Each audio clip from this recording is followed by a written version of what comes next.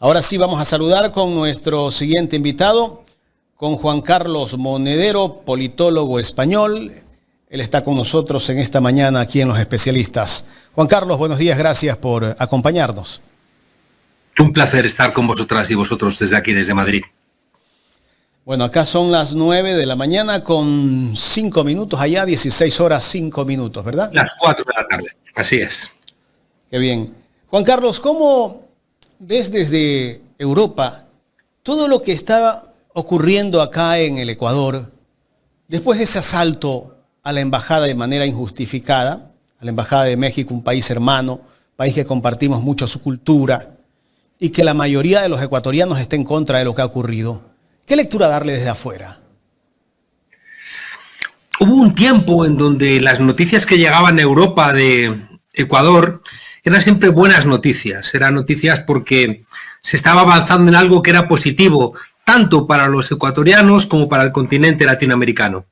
Era un momento de emergencia de los países del sur, era cuando los BRICS empezaban a plantear la necesidad de cambiar la geopolítica, donde una emergente clase media nacía en el Ecuador, y las noticias que llegaban eran todas de reconocimiento al país. Y sin embargo, tristemente tengo que reconocer que desde hace ya bastante tiempo las noticias que llegan de Ecuador son terribles. Incluso a veces son noticias de un país que no reconocemos, ¿no? O sea, ¿cuándo Ecuador ha tenido los niveles de violencia que ha tenido? ¿Cuándo Ecuador le han tenido que regañar por romper las reglas internacionales? ¿Cuándo Ecuador ha estado en la mira de instancias internacionales por perseguir opositores? Tristemente he de decir que en Europa y en concreto en España miramos a Ecuador prácticamente sin reconocerlo. La intervención de la Embajada de México, como se ha repetido ya hasta la saciedad, era algo que no ocurría ni siquiera bajo las dictaduras. Es decir, que las dictaduras militares, quizá por militares, tenían un respeto al funcionamiento del Estado, no al Estado de Derecho, pero sí al funcionamiento del Estado, donde reconocen que había una serie de reglas y de protocolos que, sin embargo, los empresarios parece que no respetan. Al final, empresarios que desconocen la democracia son peores que militares que desconocen la democracia, porque lo peor que son las armas, los empresarios al final siempre las pueden comprar y las ponen a su servicio. La conclusión es que ahora mismo la comunidad latinoamericana o la comunidad europea ha tenido que condenar tajantemente pues, la invasión de territorio soberano mexicano en un acto inexplicable y que no tiene razones para dar cuenta de él. Y al mismo tiempo, los que conocemos al Ecuador y lo queremos, pues una preocupación, ¿no? Porque parece que hay algunos países donde está Argentina, que está regida por un tipo enloquecido, un tipo que asusta, un tipo que hizo la campaña electoral con una motosierra y con un martillo y con unos posicionamientos que decías, ¿este señor está bien o no está bien, no? Y que ha roto con México, ha roto con Colombia, ha roto con China, ahora está a punto de romper con España, y resulta que su partner, su compañero, su amigo en Ecuador es precisamente Noboa, ¿no? Creo que esta deriva neoliberal de pretender que empresarios supuestamente de éxito, que luego no lo son, porque luego se han enriquecido casi siempre con fraudes, con corrupción, con dinero en guaridas fiscales, etcétera. Estos, ya digo, supuestos salvadores de nuestras patrias, que son empresarios, que lo marca Trump, que luego continúa en muchos lugares, con Erdogan, los Noboa, los Milei, gente que viene de la economía, pretende salvar los países y lo que están demostrando es que los están devastando. Claro. Bueno, y el presidente de la República acá, Daniel Noboa, en las últimas veces que se ha referido al tema de la Embajada de México, dice que la justicia no se puede negociar porque dentro de la embajada había un delincuente, había un narco, había un criminal. Bueno, eso de criminal y de narco me parece que lo está sacando ya no sé de dónde, porque no hay ninguna acusación por criminal ni por narco. Y pues bueno, lo han acusado a Jorge Glass de delincuente sin pruebas. Sin ninguna prueba. No le han encontrado un centavo en una cuenta en paraíso fiscal ni acá en el país. No le han encontrado bienes mal habidos. Pero bueno, Todo esto lo han armado desde la canalla mediática, desde la prensa de acá. Acá se sentencia desde los grandes medios de comunicación y ya los jueces, con esa sentencia que viene de los medios, lo que hacen es terminar firmando la sentencia real. Pero ahí no podemos ser ingenuos, porque esto es un modus operandi que forma parte de una agenda política de toda la derecha y la extrema derecha mundial. Seríamos ingenuos si no supiéramos que ahora mismo hay una internacional del odio, hay una internacional de la mentira, que tiene una ramificación mediática, tiene una ramificación judicial, tiene una ramificación política, tiene una ramificación tecnológica. Comparten sus granjas de bots para sembrar sus mentiras a través de las redes sociales. Lo ha demostrado Julián Macías. Da igual que sea contra Andrés Arauz, contra Rafael Correa, que sea contra Andrés Manuel López Obrador o que sea contra el presidente Sánchez o contra el partido Podemos en España. Son las mismas granjas de bots sembrando por millones las mentiras al servicio de empresarios de la derecha y de la extrema derecha, que ellos mismos hacen política o que contratan o subcontratan a políticos para que las hagan por ellos y que se ponen de acuerdo para tres comportamientos que estamos viendo en todo el mundo, ¿no? Uno es desconocer las elecciones cuando no ganan. Lo vimos con Bolsonaro, lo vimos con Milei, lo vimos cuando pensaba que podía perder, lo vimos con Petro, es decir, no aceptan los resultados electorales cuando pierden. En segundo lugar, intentan descalificar la democracia en conjunto cuando ellos no ganan, lo cual es terrible. Y en tercer lugar, hacen una descalificación general de la política porque eso les justifica a ellos su comportamiento. Es decir, que esa idea de que todos los políticos son iguales, todos los políticos roban, todos los políticos son unos delincuentes, les autoriza a ellos a comportarse de esa manera, lanzándole un mensaje a sus votantes, como nosotros somos ladrones, vosotros podéis serlo también, ¿no? Entonces, encanallan, pervierten todo el sistema democrático. Claro, y todo esto ocurre, como bien decía usted, con la necesaria colaboración de los medios de comunicación, porque cuando nace hay un filósofo en Europa, vivo, el que queda superviviente de la escuela de Frankfurt de los años 30 y 40, Jürgen Habermas, que él tuvo un libro importante en los años 60 que demostraba cómo la democracia, lo que hoy llamamos democracia, nuestros gobiernos representativos, nacen de la construcción de una opinión pública, de una esfera pública que se hace sobre todo a través de los medios de comunicación incipientes, que son los que permiten evaluar el resultado de los gobiernos y también evaluar y conocer cuáles son las propuestas de quienes pretenden ocupar ese espacio.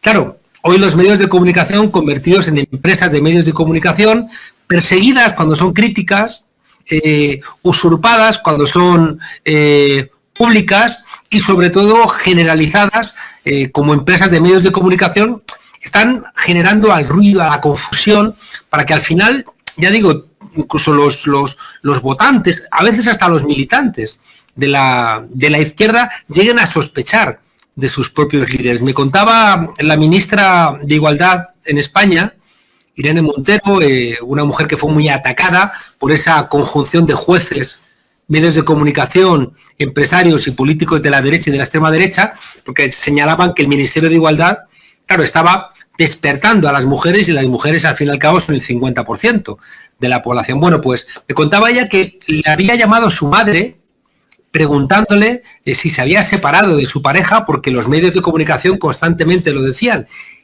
Y la propia madre llama a la hija a preguntarle, ¿no? Porque al final terminan por confundirnos a nosotros mismos, ¿no?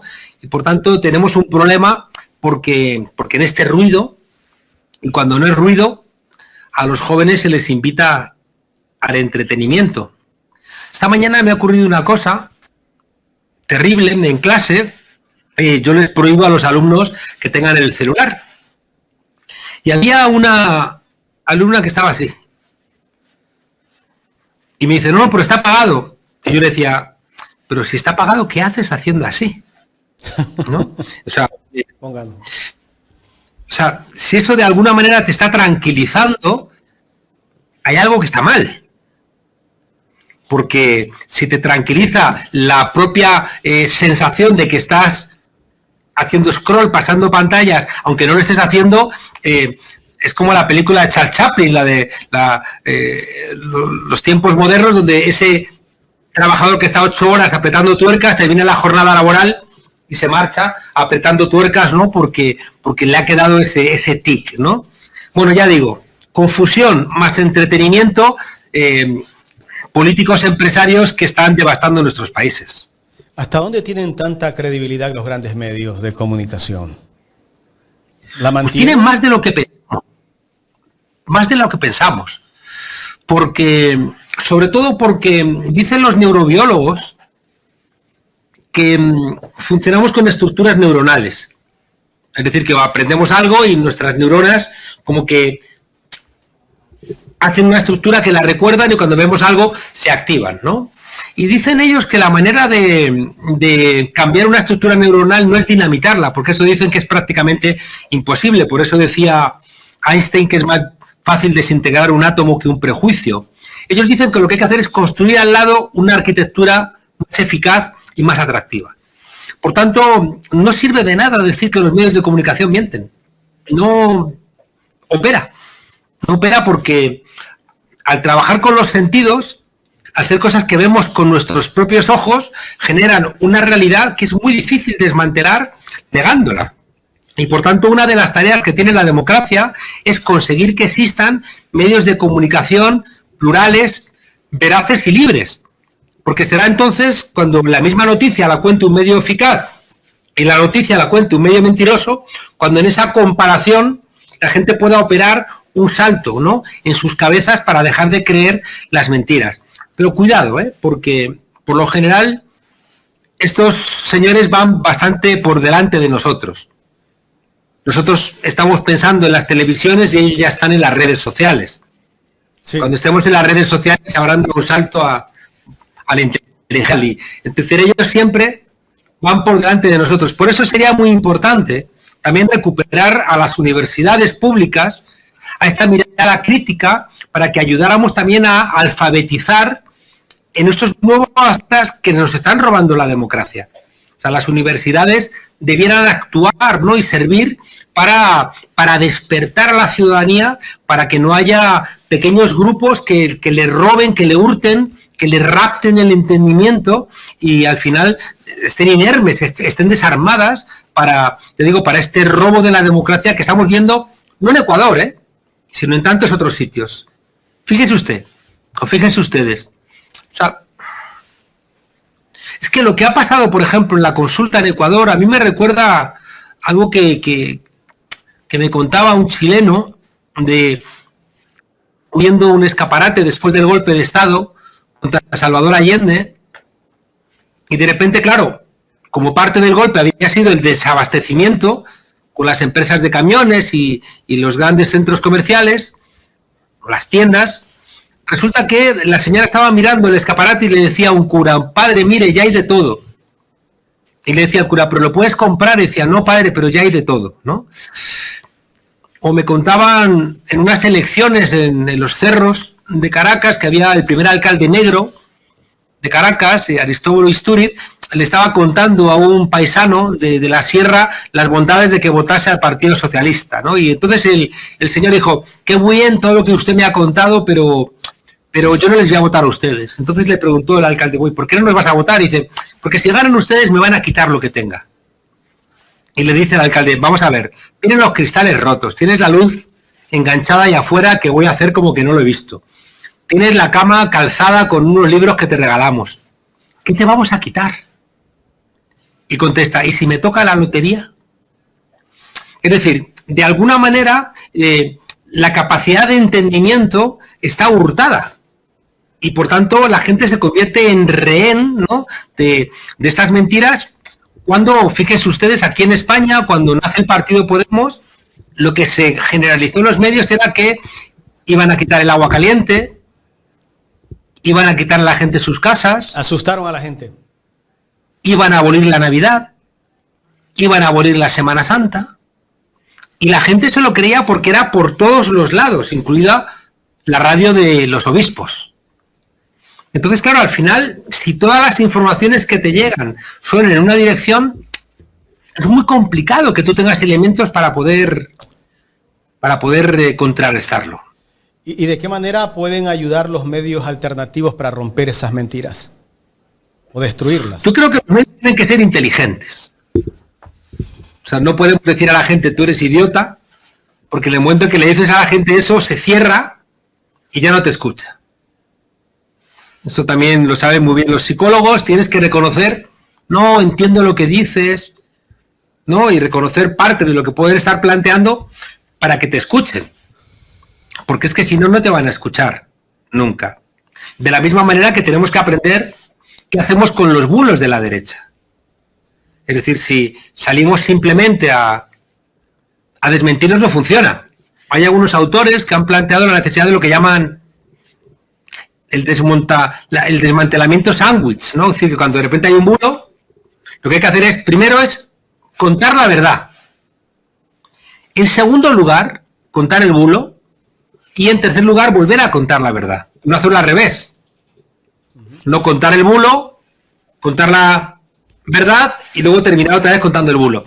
Porque eso lo que hace es reforzar eso que ocurre en redes sociales, que se multiplica hasta el infinito, esas mentiras que al final la gente no sabe identificar si son verdad o son mentira. Y no olvidemos que ellos tienen más recursos, más dinero y que por tanto tienen más capacidad de disparo que las mayorías, que lo que tienen históricamente son los partidos políticos. Los ricos no necesitan a los partidos políticos. Los ricos votan todos los días. En cambio, los sectores humildes necesitan a los partidos. Qué útil es para los sectores de las élites decir que todos los partidos son una basura. Porque a ellos les da lo mismo. En cambio, los sectores populares, si desconfían de sus propios partidos, ¿qué les queda? No les queda absolutamente nada, ¿no? Y por tanto, como conclusión, yo creo que estamos en un momento de urgencia democrática. No en Ecuador, también en España. En España es la cuarta economía del euro. A través de una mentira están persiguiendo al presidente del gobierno. A través de una mentira. Pero para que se haga una idea, la gente que nos escucha, un periódico de la extrema derecha, financiado por la Asociación Católica de Propagandistas, que es una asociación vinculada a la extrema derecha, con dinero de emigrantes que robaron mucho dinero en Venezuela y lo invierten en medios de comunicación, qué curioso, sacan que Begoña Sánchez, que es el nombre de la mujer del presidente del gobierno, ha recibido una subvención. Resulta que esa Begoña Sánchez que ha recibido una subvención no es la mujer, no es la esposa del presidente del gobierno. Es otra Begoña Sánchez, una empresaria hotelera. Sin embargo, ellos dicen, Begoña Sánchez recibe una subvención y ponen la foto del presidente del gobierno. De manera que todo el mundo que ve eso identifica que es la mujer del presidente. Todo el mundo se escandaliza, una asociación de extrema derecha presenta una denuncia y un juez muy sospechoso, acepta la demanda. Ya está el escándalo montado. De manera que el presidente se ha tomado 5 días, decía, para ver si dimitía o no. Cuando hace 4 o 5 meses, en Portugal, algo similar supuso que el presidente Costa dimitió. Salió que había colaborado en una concesión de unas minas de litio, quiero recordar, conmoción, porque salen los medios de comunicación, el presidente, porque es la cultura política portuguesa, presenta la dimisión, se convocan elecciones, gana la derecha y sube la extrema derecha, y a los 2 meses se demuestra por parte de la justicia que todo era mentira. Qué barbaridad.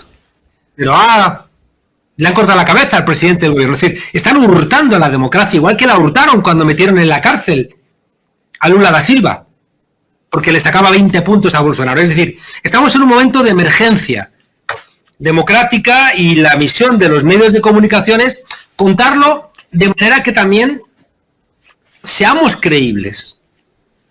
Es decir, también tenemos que hacer un esfuerzo también por ver si cuando contamos las cosas nos creen. Y si no nos creen, hay que buscar otra persona que lo cuente, hasta que encontremos gente que tenga la credibilidad para ser escuchada. Porque ellos van a encargarse también de descalificarnos a nosotros.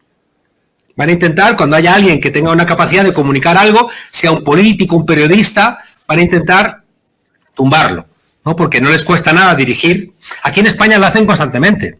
Cuando hay una periodista crítica, La sacan en sus propios periódicos insultándola, diciendo que es que está cobrando, que es que le están pagando, que... No. Solamente porque, por ejemplo, en una entrevista ha contrapreguntado a un político de la derecha, que es un trabajo propio de ustedes, los periodistas. Pero, como están acostumbrados a ir a sus medios, donde no es que no les pregunten, sino que les preguntan, ¿a usted le gustan los arbolitos? ¿A usted le gustan los perros? ¿Y a usted le gustan los niños? Esas son las preguntas más complicadas que les hacen, ¿no? Entonces, que en cambio, cuando van a un medio público, decente, con periodistas decentes, o a un medio privado que sea también decente, y les dicen, oiga, pero es que eso no es verdad. Al día siguiente empiezan a disparar a esa persona para ver si la asustan. Doctor Monedero, Carla Aro le saluda. Buenos días. ¿Cómo tener la comprensión de los jóvenes con respecto a la verdad de los medios de comunicación cuando hay una influencia directa de las redes sociales? Que sabemos que trabajan muchas veces en base a narrativas creadas por ciertos grupos de poder. No es sencillo. No es sencillo porque toda la estructura de las redes sociales y de los teléfonos celulares están pensadas para captar la atención de los jóvenes. Por eso Steve Jobs o Bill Gates o los fundadores los desarrolladores de las redes sociales no dejan a sus hijos usar los celulares hasta los 16 años. Porque ellos saben que les están envenenando. Ya digo, lo estás haciendo así, estás recibiendo endomorfinas, estás recibiendo una satisfacción, y cuando no lo haces tienes inquietud, tienes las mismas sensaciones cuando agarras el celular que si te estuvieras drogando, ¿no? Y por tanto, no es nada sencillo que nosotros peleemos contra una legión de gente muy inteligente a la que le están pagando todos los días para que enganchen a los jóvenes, para que estén entretenidos o para que crean determinadas mentiras o para que propaguen determinados bulos o para que consideren que ya son buenas personas porque hacen un meme. Pero está teniendo una influencia como parte del marketing político y lo vimos aquí con un Daniel Noboa de cartón.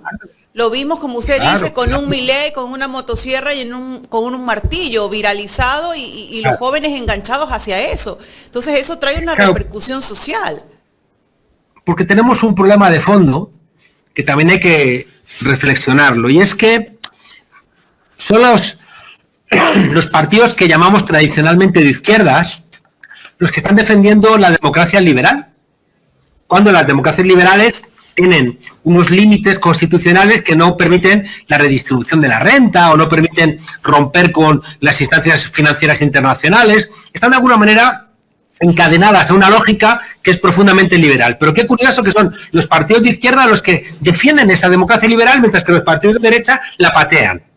Sacan el dinero ilegalmente fuera de los países, mienten en los medios de comunicación, compran a los jueces y, llegado el caso, también agitan a los militares o a los policías para que sean golpistas, ¿no? Por eso digo que estamos en un momento de emergencia democrática. Hay una parte de fondo que tenemos que ser optimistas, ¿no? Y es que la gente no es idiota. Es decir, como decía Lincoln, puedes engañar a pocos mucho tiempo, a muchos poco tiempo, pero no a muchos mucho tiempo, ¿no? Porque al final la gente termina dándose cuenta, ¿no? Y por eso también no hay que caer en la melancolía y pensar que está todo perdido y no hay nada que hacer. No es verdad.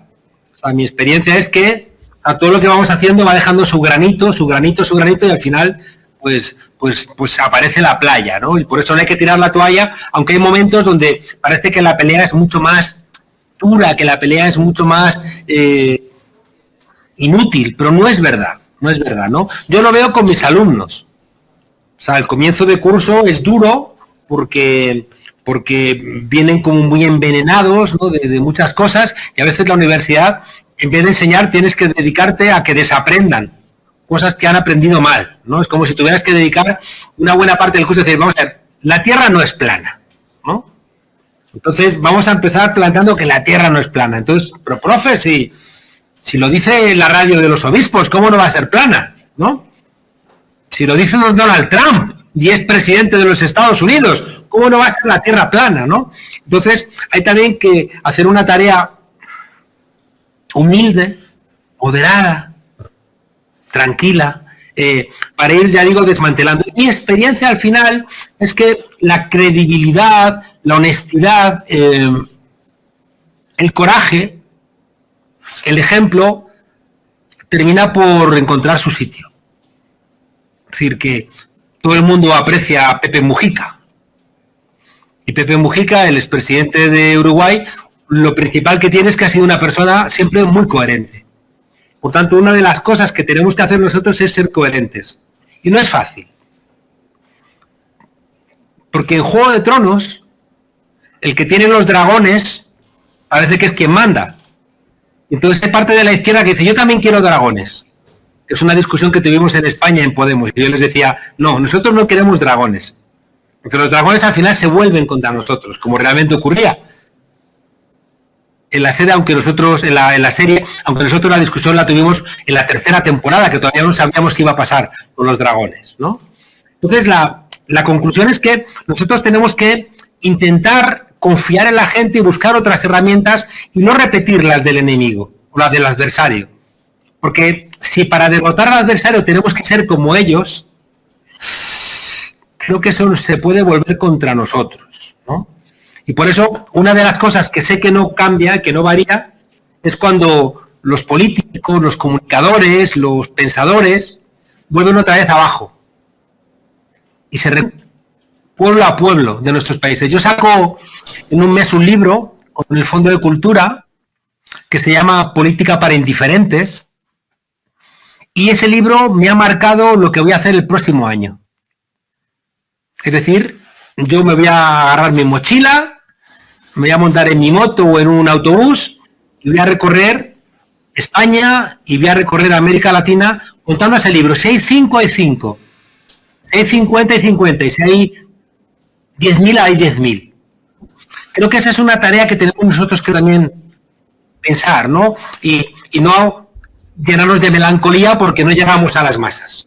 Y nuestro pueblo está siendo indiferente con la descomposición social, está siendo indiferentes por los problemas que le acechan a la sociedad, porque llegamos a un momento donde no hay empatía, llegamos a un momento donde nadie se preocupa por nadie y cada quien está viviendo su vida sin mirar a un lado. Hay una ventaja que es triste y dolorosa, pero que también es lo que explica por qué no se acaba nunca la izquierda, y es que las contradicciones del sistema necesitan cada vez quemar más gente, ¿no? en esa caldera inagotable, en ese molino satánico que decía Karl Polanyi. Y entonces, miren ustedes en su país, en Ecuador, es decir, la gente que ha votado determinadas propuestas en la consulta, pues no tiene médicos, no tiene medicinas, no llega a fin de mes, va a tener problemas como en otros lugares. Entonces, claro, ¿con qué va a jugar o con qué juega el gobierno? Pues juega con el miedo constantemente. Y le preguntaba, escuchaba a ustedes si en Ecuador puede funcionar el modelo Bukele. Pues claro que puede funcionar. No, son 6 millones los salvadoreños, no son 2 millones ni 1 millón, son 6 millones, ¿no? Un tercio que ustedes, pero es que en Estados Unidos son 334 millones y funciona el discurso del miedo. Por lo menos la mitad de la población se cree el discurso del miedo. Hay medio Ecuador que no cree las mentiras del gobierno, pero hay medio Ecuador que termina creyéndoselas, ¿no? ¿Por qué? Porque les asustan. ¿Qué ocurre? Que al final esa gente que tiene miedo también va a tener hambre. Y no puedes comer el miedo, no puedes comerte la bandera, no puedes comerte lo malo que es Correa, no puedes comerte lo malo que es el correísmo, no puedes comerte lo malo que son los comunistas bolivarianos. Entonces, al final vas a tener que comer comida y darle a tus hijos alimentos. Y al final, tristemente, el empeoramiento de las condiciones se traduce en que la gente va a tomar conciencia, aún más en un país como Ecuador, donde ustedes no hace tanto han mejorado. Una cosa que pasa en todo el continente latinoamericano, y esto es muy importante para la gente que nos escucha, es que su continente está en disputa ahora mismo. En el cambio de siglo, emergieron gobiernos transformadores por vez primera, que rompieron con los sistemas de partidos viejos, y crearon nuevos líderes, nuevos partidos. Y durante una década sacaron a 40, 50, 60 millones de personas de la pobreza y alfabetizaron sus países y le devolvieron a América Latina un lugar preeminente. Y le dijeron a Estados Unidos que respetara la soberanía del continente. Y de repente ustedes se conocían entre sí, los presidentes, la gente de los diferentes países conocía el nombre de los presidentes de otros países. Él emergía como un continente, inventaron la UNASUR, la CELAC, se separaron de la OEA, negaron en 2004 un tratado de libre comercio que volvía a empobrecer a los pueblos latinoamericanos. ¿Qué ocurre? Que ustedes se despistaron y regresó otra vez la derecha. Pero una vez que regresó la derecha, otra vez volvía a perder en Colombia y perdió en México. Es decir, está el continente en disputa. Pero hay una cosa que creo que es un elemento muy importante. Y es que incluso cuando ganan los de siempre, porque las políticas son las políticas neoliberales que se ponen en marcha desde los años 70. Noboa no incorpora nada nuevo, sino que son variaciones de las mismas políticas que aplicó Pinochet cuando dieron el golpe contra Salvador Allende, y que son siempre sancionadas por los Estados Unidos, invariablemente. O sea que el modelo es igual. ¿Cuál es la diferencia? La diferencia es que ahora hay medio Ecuador que sabe que vivió mejor con otras políticas. Y de ese medio Ecuador hay como un 40% que ya no les engañan. Y compara. Pero hay otro 10%, un 15% que a lo mejor siguen engañándoles y es lo que hace que la balanza se incline y ganen otra vez los Lasso, los Noboa, que estén a punto de ganar los Trump, que esté a punto de ganar los Bolsonaro, que esté a punto de ganar, bueno, pues las viejas oligarquías que ya digo que en este momento de crisis de modelo no pueden traer sino problemas a nuestros pueblos. Doctor, y en eso influyen mucho los medios de comunicación. Es el caso que medios de prensa escritos, que bueno, ahora también han pasado a ser digitales, están descalificando, por ejemplo, el gobierno de AMLO, ¿no? ¿Cómo ve usted eso? ¿Qué tipo de gobierno realmente es de su criterio es el de Manuel López Obrador? Pues te diría que resulta indiferente lo que yo piense, porque lo que piensan el 70% de los mexicanos es que lo adoran. Entonces, y es bien complicado que después de gobernar 6 años un país tan difícil, donde han podido mejorar cosas, pero no han podido hacer todo lo que querían hacer, y que por tanto el pueblo tendría derecho a estar enfadado. Pues no. No.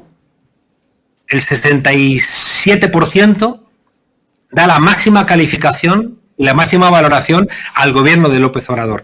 De la misma manera que, también por traslado, por el partido Morena, la distancia que le saca incluso de la derecha Claudia Sheinbaum a Xochitl Gálvez es nunca menos de 8 puntos, ¿no? ¿Por qué? Pues porque la gente ha mejorado su vida, porque hay menos asesinatos, porque hay menos inflación, porque la gente vive mejor, porque sus hijos estudian, porque hay más paz social, porque México vuelve a estar en la agenda internacional, porque se sienten orgullosos de ser mexicanos, porque ya no les humilla a los Estados Unidos, porque no se ríen de ellos, porque no ocurre como gobiernos anteriores. Pensemos que la mano derecha de Felipe Calderón, el presidente antes de Peña Nieto, está en Estados Unidos encarcelado porque era una ficha del narco, del cártel de Sinaloa, la mano derecha del presidente Felipe Calderón. Perdón que le interrumpa. Y justamente eso es lo que contrarresta las declaraciones de otros medios de comunicación de otros países donde siguen poniendo a México en la posición de la cuna de los carteles del narcotráfico.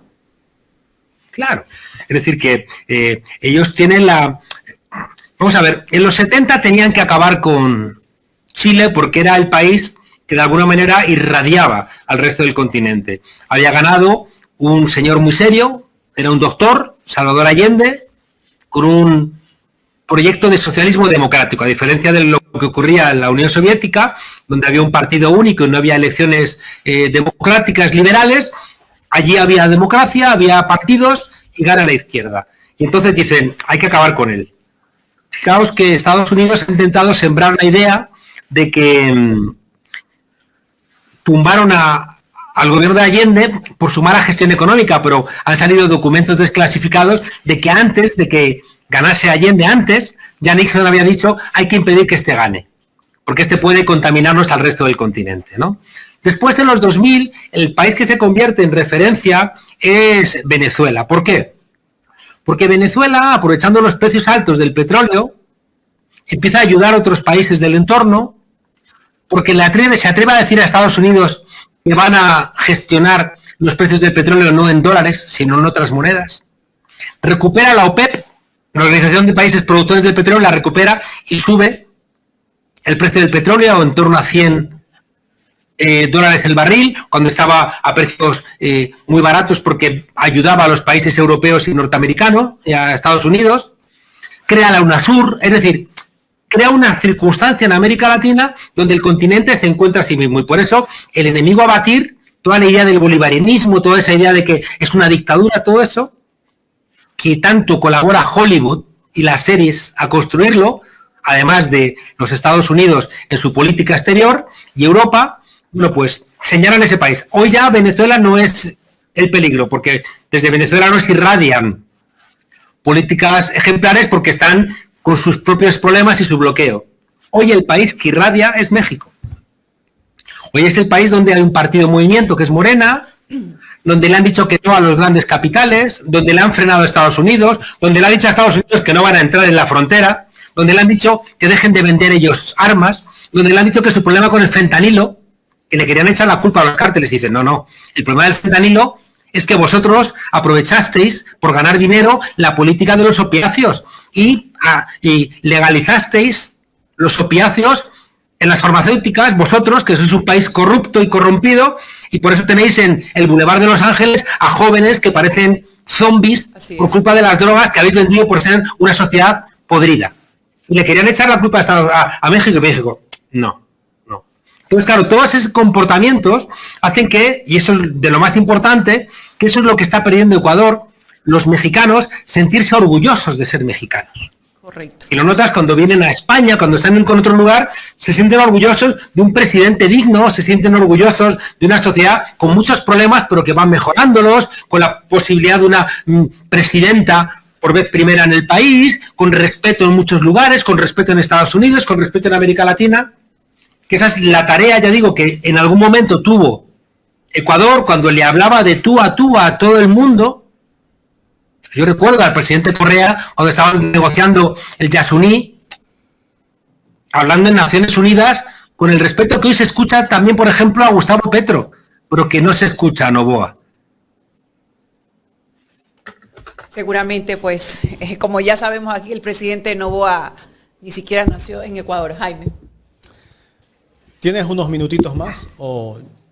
Sí. Sí, tenemos otros minutos. Bueno. El presidente Noboa, hasta hace poco, decía que él era un hombre de centro izquierda y a veces decía que era de izquierda. ¿Por dónde puede ser un presidente de izquierda alguien que está en contra del progresismo? Tú sabes que Hitler, cuando llama a su movimiento nacionalsocialismo, no es porque tenga el más mínimo interés en el socialismo, al revés, él odiaba, por ejemplo, a los sindicatos, porque él establecía que cuando el Putsch de Múnich del 23, quienes paralizan el Putsch, el golpe, son los sindicatos, y él odiaba a los trabajadores organizados, ¿no? Y por eso cuando él asciende en el 33, con un pacto con los grandes empresarios, les dice, no os preocupéis, yo os garantizo paz social y aquí no va a haber sindicatos y aquí no va a haber ningún tipo de huelgas ni va a haber ningún tipo de problema con los trabajadores. Por tanto, el socialismo no está, y si uno lee, cosa que no les recomiendo porque es bastante tedioso, el Mein Kampf, mi lucha, ¿no? De ahí que la sociedad que tiene en la cabeza Hitler es una sociedad racial, es una sociedad vertical, donde los trabajadores no tienen ningún espacio sino el de la obediencia, ¿no? Para ser ciudadanos. Si no, quien no obedece no es ni siquiera ciudadano, ¿no? Y por tanto, cuando le apellida como socialista a su movimiento, lo que está haciendo es mintiendo para captar a una clase obrera que en ese momento, en los años 30, era mayoritariamente de izquierdas. Eso está bastante probado por todos los historiadores del nazismo. Bueno, pues los Novoa hacen lo mismo. En un país que viene de donde la mitad de la ciudadanía ha recuperado su dignidad, su soberanía bajo un gobierno de izquierdas, como el de Rafael Correa, dicen, no vamos a decir, no, los verdaderos de izquierdas somos nosotros, ¿no? Correa no, nosotros somos los verdaderos de izquierdas. Y usurpan el nombre para intentar engañar, y algunos piensan que engañarán con esa nominación, pero es absolutamente... ¿Pero cómo vas a ser de izquierda trabajando para los bancos, trabajando para las multinacionales, teniendo plata en paraísos? Estado. La corporación Novoa debe impuesto al Estado. Que no, es un oxímoron, ¿no? Es una contradicción en los términos, es como un estruendoso silencio, es como, no sé, un agua seca, ¿no? Es decir, es como son elementos que se niegan, pero como uno de los rasgos de esa internacional de la mentira en todos los lugares es esto de los hechos alternativos, pueden mentir. Esta mañana en unas declaraciones el presidente del Partido Popular, la derecha, que no acepta el gobierno de Pedro Sánchez con la izquierda, el gobierno de coalición, en una declaración de 10 minutos se ha contradicho a sí mismo 3 veces. Y da lo mismo. O sea, están en un punto de ensimismamiento mediático tal que pueden decir una mentira, luego contradecirse, luego decirla. Y da lo mismo, no cuestionan, ¿no? Eso, ¿no? No, el problema es que una buena parte de los periodistas, tristemente, tienen tal nivel de precariedad que no tienen el coraje para hacer su trabajo decentemente. Pero por mira, tanto, porque bastaba que... Te quería recordar lo que pasó acá en Ecuador hace pocos días. El ministro de Energía, no el ministro, el secretario de Comunicación. Acá hay una crisis de energía, apagones. En esta semana no va a haber apagones. Recuerda que esta entrevista la teníamos pactada hace 2 semanas atrás y no pudimos hacerla por el tema de los apagones. ¿Por qué hubo un apagón? Claro, habían los apagones. Entonces salió el secretario de Comunicación de acá, ya renunció porque se va a un cargo al BID, me parece. Resulta que él salió a decir que la central hidroeléctrica o la represa donde está la central hidroeléctrica Masar, había sido vaciada. Que lo habían hecho los mismos técnicos que trabajan en esa central hidroeléctrica. Acusaron como a 20 técnicos. Pero resulta que abajo de esa central hay 2 centrales más. Entonces, ¿cómo pudo ser vaciada una central o una represa si el agua no llegó a las otras 2 centrales? Pero por último salieron y dijeron que Correa había vaciado la central. O sea, es terrible. Y los medios de comunicación no cuestionan. Correa hizo así, se frotó, y calentó el agua hasta que se evaporó. Y se evaporó el agua y generó unas nubes enemigas del pueblo ecuatoriano. Si no fuera tan triste, nos reiríamos, ¿no? Pero porque es tan terrible, ¿no? Es un nivel de degradación. Pero es que luego están los Milei gobernando. Es decir, que estos personajes, ¿no? Que no tienen ningún tipo de problema en mentir, que no tienen ningún tipo de problema en inventar estas mentiras de niño que le han agarrado robando una chocolatina, ¿no? Y que no tienen ningún tipo de credibilidad, luego gobiernan.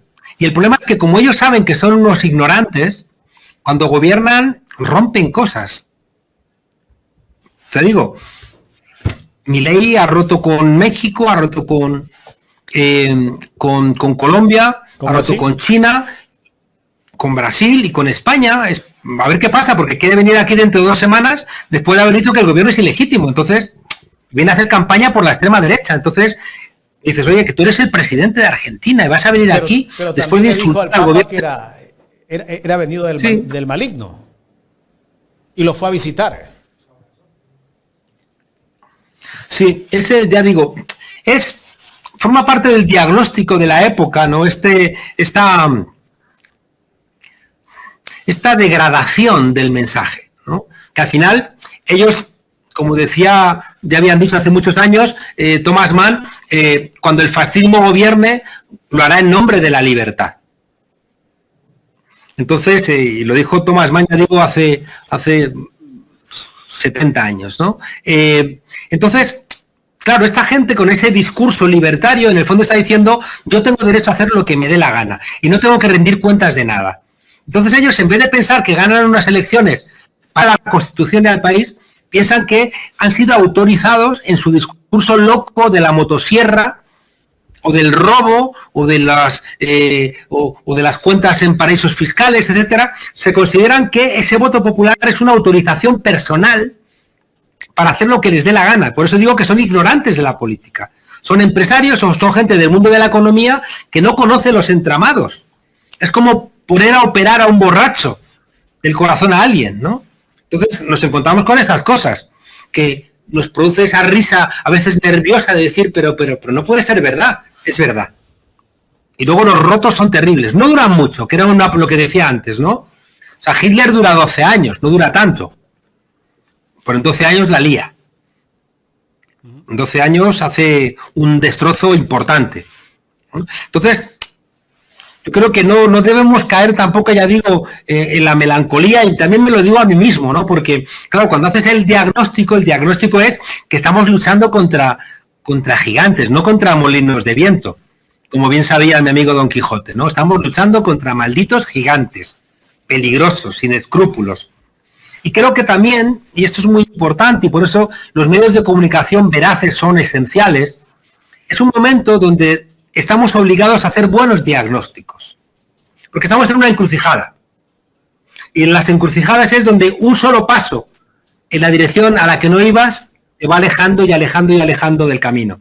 Por eso es muy importante todo lo que podamos ayudar a la reflexión para hacer buenos diagnósticos, para bajar el tono, para cuando nos griten decir, por favor, no me grites, vamos a escucharnos, argumentame, no me regañes, explícame, estos son los datos, vamos a contrastarlos, ¿no? Y por eso es tan importante la labor de mediación de los medios de comunicación. Fijaos que los dos grandes mediadores de sociedades han sido los medios de comunicación y los partidos políticos, y los dos están en profunda crisis. Entonces, si no hay mediadores entre el pueblo y la gestión de lo colectivo, lo que funcionan son líneas directas, inmediatas, sin filtros, que al final ponen a discutir a Einstein con un terraplanista. El otro día leía a un cómico norteamericano decir que uno se pasea por Twitter y es como si visitara todas las puertas de los retretes de todos los bares del planeta, ¿no?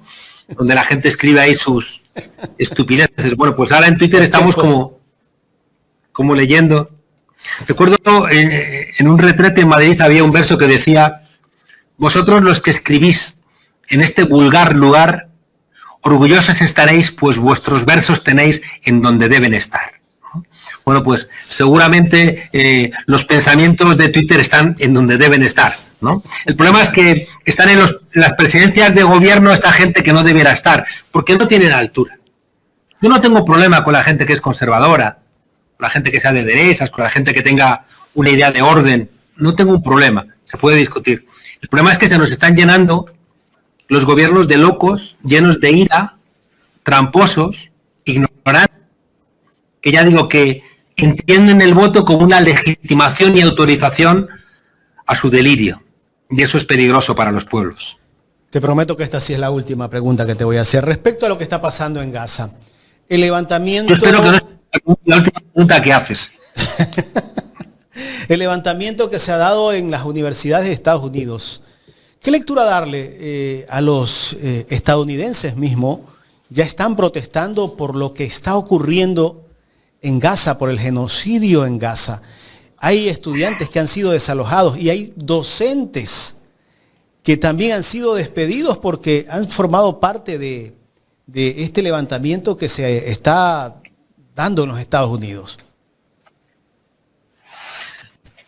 Estados Unidos es un país contradictorio, ¿no? Que ha sido el gendarme del mundo y es el el gran constructor de dolor, ¿no?, mundial en la segunda mitad del siglo XX, pero también es un país asombroso por muchas cosas, ¿no? Y entonces, igual que fueron los campus universitarios los que se levantaron contra la guerra de Vietnam, encontramos un gobierno corrupto, ¿no?, como todos los gobiernos, hasta el de Nixon, muy corrompidos, muy con esa geopolítica que tenían que destrozar, ¿no?, a los vietnamitas, porque no toleraban que les derrotasen, como unos seres para ellos inferiores podían derrotarles. Luego han intentado ganarles la guerra de Vietnam en Hollywood, en las películas, pero fueron derrotados y tuvieron que salir de Saigón, ¿no?, desesperados en helicóptero. Y entonces ahí los campus universitarios se levantaron. Fue también el momento del Watergate. Fue el momento donde la presión popular, en mayo del 68, la descolonización, encontraba grandes aliados entre la población norteamericana, ¿no? Bueno, pues hubo como un dormitar de la historia y empezó otra vez a levantarse en América Latina, muy pronto. En el primer país donde se empieza a despertar otra vez la historia es en América Latina. Recuerdo que el año 82, o sea, el modelo neoliberal empieza en el 73 en Chile, en el 78 se nombra Juan Pablo II, que es un papa polaco muy conservador, en el 79 es Margaret Thatcher, en el 81 Ronald Reagan, y en el 82 que es Helmut Kohl, el presidente alemán conservador, y Felipe González, el socialdemócrata también neoliberal. El año 82 también es cuando se elige en México a Miguel de la Madrid. Es decir, se elige en México a un presidente del PRI que es el que hace el giro neoliberal. Bueno, pues en el 88, 6 años después, ya hay una candidatura post-neoliberal con Cuauhtémoc Cárdenas, con lo que va a ser el PRD, que es de donde va a venir López Obrador, ¿no? Y después están levantamientos en otros lugares, en Argentina, la Revolución Ciudadana en Ecuador, ahí como una respuesta de ese movimiento indignado que se reinventa la política, ¿no? Y como decía antes, hay un reflujo, vuelven otra vez las derechas, pero vuelven otra vez las izquierdas, estamos ahí como en ese flujo y reflujo, ¿no? Entonces, son las primaveras árabes también, que luego fueron derrotadas, pero todo eso deja un pozo. Todas esas ruinas son también semilla. Y entonces, como dice Boaventura, ¿no? Y entonces, esas ruinas semilla emergen otra vez, y en Estados Unidos están otra vez emergiendo. Fue Occupy Wall Street, y hoy otra vez, poco a poco, tímidamente, empiezan a levantarse. No sabemos si eso será suficiente o no, pero está ya siendo una llamada de atención, porque los jóvenes, cuando se levantan, son los que asombran al mundo. Son los jóvenes los que se levantaron en España en los años 70 contra el franquismo. Son los jóvenes los que se levantaron contra la opresión colonial en el mayo del 68 y contra la opresión patriarcal. Son los jóvenes los que protagonizaron el Cordobazo. Son los jóvenes los que se levantaron en Chile diciendo no son 30 céntimos de la subida del transporte público, son 30 años de modelo neoliberal. Son los jóvenes los que hicieron la primera línea en Colombia. Los jóvenes que se levantaron en Cuba también, ¿no? Son los jóvenes que se levantan en todos sitios diciendo hay que. Y quien no escucha a los jóvenes está condenado a fracasar. En todos sitios. En todos sitios. Entonces creo que hay que mirar con... Yo esta mañana lo hablaba con los alumnos, ¿no? Decía, vuestros compañeros de Estados Unidos están haciendo sus deberes, ¿eh? Aquí en España se están levantando los universitarios de Valencia. ¿Sabéis lo que ocurre con esto? Es que es muy contagioso. Los jóvenes que se levantan generan un ejemplo que tiene mucha audiencia en otros jóvenes. Y es que el mundo se ha hecho un lugar feo con el genocidio en Gaza. Es muy duro que se haya hecho icónica la foto de esa niña con la ropa quemada en un bombardeo en Hiroshima y Nagasaki, ¿no? O en bombardeos en Vietnam, y ahora veamos niños quemados por el fósforo blanco en Gaza y no sea irrelevante. Yo creo que somos un poquito menos humanos, todos nosotros, por no hacer más para parar el genocidio en Gaza. Y creo que, ya digo, verse levantar a los jóvenes, pues es una señal de esperanza. Juan Carlos, quiero agradecerte por tu tiempo. A vosotros por invitarme y por mantener vivos espacios de reflexión que no respondan a mandatos de nadie, sino a vuestra propia exigencia como periodistas. Así que gracias. Gracias, Juan Carlos. Juan Carlos Monedero, politólogo, fundador de Podemos, conversando con nosotros esta mañana aquí en Ecuador en Directo. Carlitos.